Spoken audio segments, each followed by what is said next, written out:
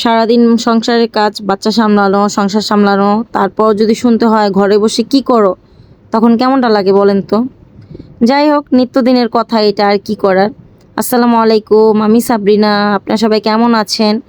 এই তো আমি সকালবেলা কাজ শুরু করে দিলাম। বেসিনটা এখন থালাবাটি ধুয়ে ক্লিন করে নিচ্ছি।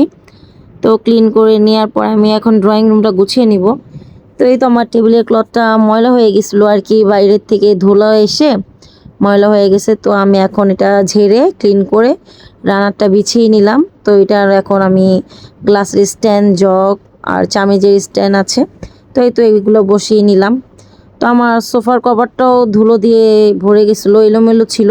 তো আমি এগুলো সেট করে এখন ভালো মতো ঝেড়ে নিচ্ছি। জানালা দিয়ে প্রচুর ধুলো আসে, এই কারণে ভালো মতো ঝেড়ে নিতে হয়। তো এই তো এখন আমি রুমটা ভালো মতো ক্লিন করে নিব, ঝাড়ু টাড়ু দিয়ে ক্লিন করে আপনাদের এই তো রুম আমি এটা দেখাচ্ছি যে গুছিয়েছি। আগে ঝাড়ু দিয়ে ক্লিন করে নেই। তাই তো এখন আমার এই যে ঝাড়ু হয়ে গেছে। তো এই যে রুম এখন গুছিয়ে ফেলেছি। এখন আমি আমার টেবিল রুমে যাব, যেখানে আমার আর্টের কাজ করি।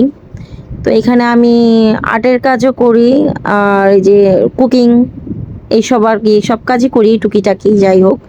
তো এই তো ভালো মতো এটা ক্লিন করে নিচ্ছি। ক্লিন করে তারপর আপনাদের দেখাচ্ছি। তো আমার এইগুলো এখন ক্লিন করা শেষ। আমি রুমটাও ঝাড়ু দিয়ে দিয়েছি। তো এই তো এই রুম, আমার এই রুমে বেশি কিছু নাই, টুকিটাকি হালকাপত্র জিনিসপত্র আর কি রাখলাম এখানে, শুধু টেবিলটাই রাখা আছে। তো এই তো আমার রুমে এখন চলে গেলাম, আমার রুমটাও ক্লিন করে নিয়েছি।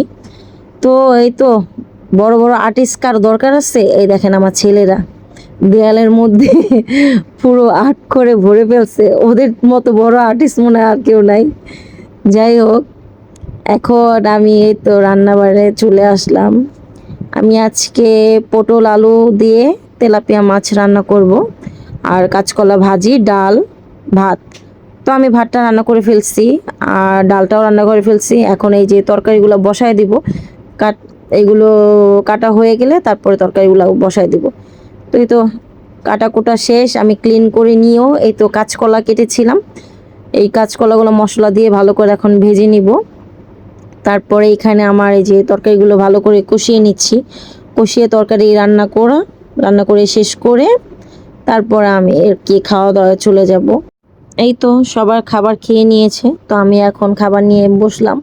আজকে বিছানায় বসে পড়ছি, আর টেবিল রুমে যাইনি, এখানে বসেই খাচ্ছি, ভালো লাগতেছে। তো ভাতের সাথে কাঁচামরিচ কে কে খান বলেন তো? আমার কাছে কিন্তু ঝালটা খুবই ভালো লাগে, আমার ঝাল হলো ফেভারিট। তো এই আমি কাঁচামরিচ সবসময় ভাতের সাথে খাই। এই যে এখানে তুলসী পাতা লাগিয়েছিলাম, আমার তুলসী পাতাটা অনেক বড় হয়েছে দেখেন, দেখতেও কত ভালো লাগে। আর পুঁইশাক লাগিয়েছিলাম, পুঁইশাকগুলো আমি একবার ছিঁড়ে এখান থেকে তুলে খেয়েছি, আবার হয়েছে দেখেন। তো আজকে এই পর্যন্ত। ভিডিওটা ভালো লাগলে ফেসবুক পেজ থেকে দেখলে ফলো করে দিয়েন, ইউটিউব থেকে দেখলে সাবস্ক্রাইব করে দিয়েন। আল্লাহ হাফেজ।